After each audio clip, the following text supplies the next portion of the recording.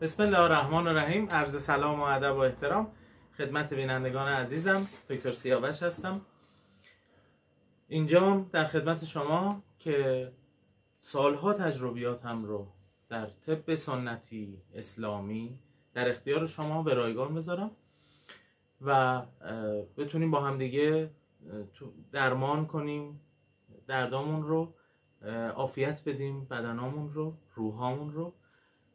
هر تجربه‌ای که اینجا توی این سالها توی عطاری، توی مطب، تو هر جایی که تا الان با بیمارام رو داشتم به رایگان برای شما عرضه کنم. بینندگان عزیزم، امروز میخوایم در رابطه با این بیماری جدیدی که الان بیماری آنفولانزا کرونایی که الان خیلی پخش شده در خدمت شما باشم.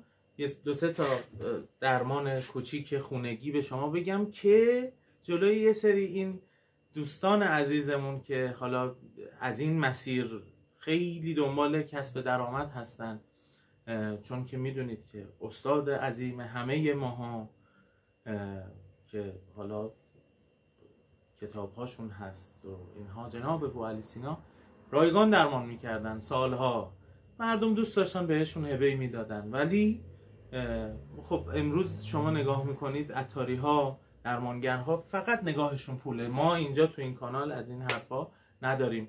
کامنتاتون رو بذارید، درداتون رو بگید، درمانش با ما، درمانش با خود شما. ما میگیم شما با 2 3 تا قلم گیاه درمانش کنید. ما اینجاییم که کمک کنیم به همدیگه تا حال هممون خوب بشه، حال روحمون، حال جسممون خوب بشه. جلسات آینده برای بیماری های دیگه خواهیم گفت. امروز برای این بیماری جدید در خدمت شما، این بیماری که الان شاید بچه ها رو خیلی درگیر کرده.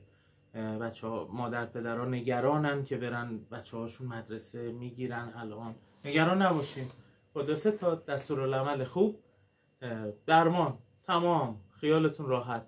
یک، بینندگان عزیزم، عسل رو رقیق کنید با آب مقطر، با آب جوش ولرم شده، یه قطره با قطره چکون توی بینی های خودتون و فرزندان عزیزتون بچکونید. این راه اول. راه دوم، هر روز توی خونتون گیاه اکیناسه رو بگیرید، دم بکنید، روزی 1 لیوان 2 لیوان همگی بخورید. این گیاه به شما کمک میکنه که جلوی بیماری رو توی بدن شما بگیره. اگر بیماریتون دچار چرک شد، اگر دچار عفونت شد، این بیماری به ریه زد، به سر زد، به سینوزیت‌ها زد، از پلک استفاده کنید. گیاه پلک رو قاطی اون اکیناسه کنید، دم بکنید، روزی 1 2 لیوان میل بکنید. برای بچه‌ها هم قاطیش عسل بکنید که بتونن راحت‌تر میل بکنن. و راه سوم، هر روز صبح و شب در منزلتون اسفند دود کنید. نه این اسفندی که الان بیرون هست، اسفند 7 رنگ، اسفند 9 رنگ، اسفند فلان. نه، برید عطاری ها بگید اسفند نخودی میخوام. اسفند نخودی رو دود بکنید، بدون هیچ چیزی قاطی بکنید. اگر بیماری شدیدتر بود، قاطیش کندور هم بکنید. پس شد اسفند نخودی، کندور.